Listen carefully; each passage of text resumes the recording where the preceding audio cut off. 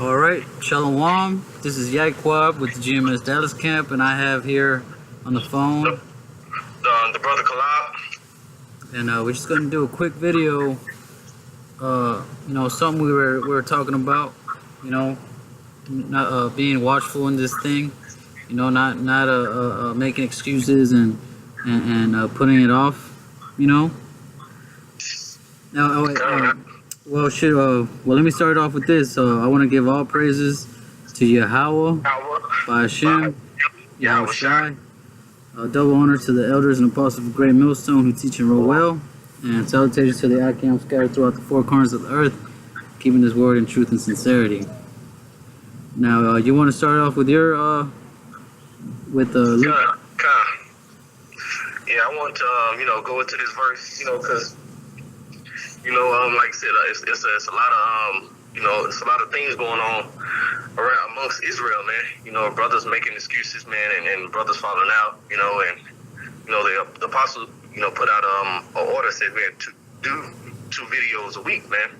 And, he shouldn't have to tell us to do that, but, some brothers, have to be riled up in the spirit, because we're coming up in a time, man, where, there's a lot of things going on, and you don't want to be, in the lukewarm spirit, because the Lord said he would spew you out, man. So right here I got Luke chapter 14, I'm going to start at verse 18. And they all, with one consent, began to make excuse. The first said unto him, I have bought a piece of ground, and I must needs go and see it. I pray thee have me excused. Another said, I have bought 5 yoke of oxen, and I go to prove them. I pray thee have me excused. Verse 20, and another said, I have married a wife, and therefore I cannot come. So like, these guys were making excuses, man, to not, fully follow the Lord, man. They all had, this thing that they had to attend to, so-called attend to, so they couldn't, solely follow the Lord with truth and sincerity, man, because they had excuses, man. They made excuses to go out and do stuff, man. Like brothers say, they make excuses with their jobs, stuff of that nature, like, to not do the work. And I'm speaking to myself as well, because I was put in a situation where, a lot of things, didn't work out for me, didn't work out the way that I wanted to, so, and it had put me in a bad spirit, man. But Yachizak, one of the heads of the camp, man, he told me, he said, man, if something's vexing your spirit, what you should do is, put it on wax, man. Make a video about it. Don't sit there and wallow in it. Your comfort should be doing the work of Yahawashi, man, not making excuses, to not do the work, Come on, man, and you've had a lot of, a lot of examples, throughout the years, and even recently, man, we've had brothers, or so-called brothers, man, saying, just had a kid recently or something, and then those, eventually, they'll start to waver, thinking, start putting their kids in front of them, like, oh man, I gotta take care of my kid, I gotta take care of my wife, I gotta get a house, I gotta do all these things, and we've recently had another brother, so-called brother, do that, and I'm pretty sure brothers know who I'm talking about. Is there any more on that? Yeah, I want to read one more verse. This is verse 21. It's still in Luke chapter 14 as well. So the servant came and showed his Lord these things. Then the master of the house, being angry, said to the servant, go out quickly into the streets and the lanes of the city, and bring hither the poor, and the maimed, and the halt, and the blind.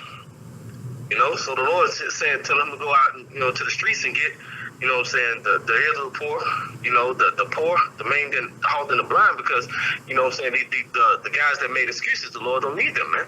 You're saying go out and get, people that look lowly, so people that are lowly, to glorify Yahawashi, man.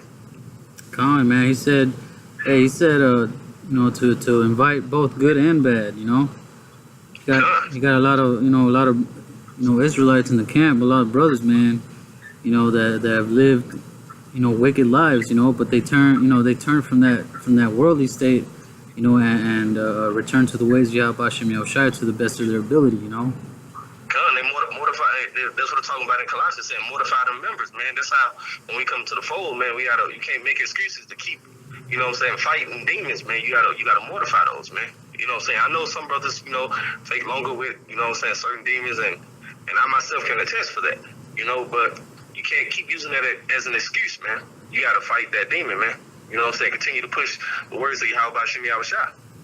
Khan, man, and there's a lot of things that we used to do in the world, that we still think about, man. We think, we'll go back, think, like, damn, I remember them days when I used to smoke them blunts, smoke weed every day, and it felt good, and it was so easy, and that's a lot of things that that brothers deal with, and as for me, I have a lot that I need to work on, as far as when it comes to really studying, sometimes just get that lazy demon and don't want to do shit all day, God, brother.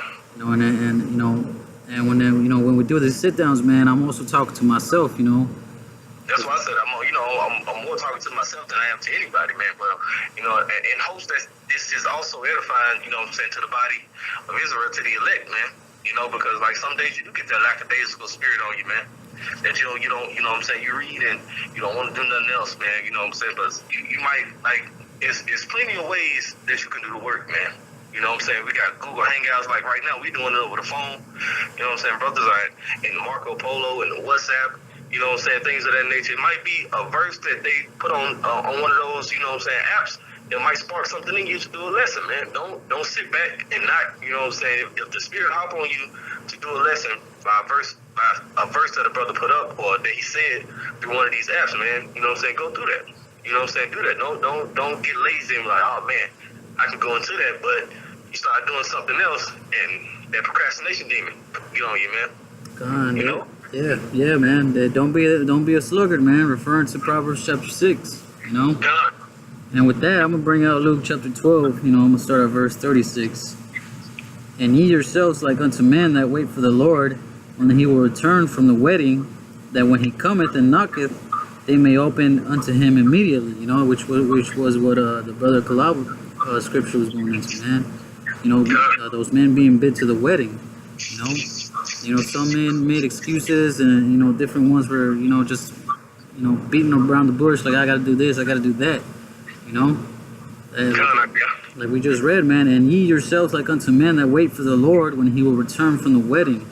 We gotta be watching, man. We gotta be waiting for the Most High's return. That's right. Doing the work, reading. Being doing our best to show ourselves approved. That's right, brother. I'm gonna continue on this one. This will be the last verse. I got two more verses. Verse 37, blessed are those servants whom the Lord when he cometh shall find watching. Verily I say unto you, that he shall gird himself and make them to sit down to meat, and will come forth and serve them, man. So we're gonna be put in that same with Yahawashi, That's right. If we wait, if you're out there doing the work, waiting, watching for the Most High and Yahawashi's return, you're gonna be set. You're gonna be given that crown. That's right, brother.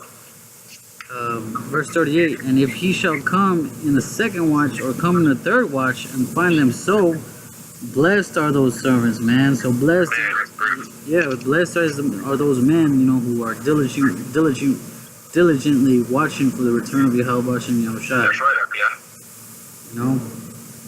So that's why we can't, be in that lukewarm spirit, that lackadaisical spirit, man. Because the Lord come and he catch us, like I said in Ezekiel, settled on our leaves.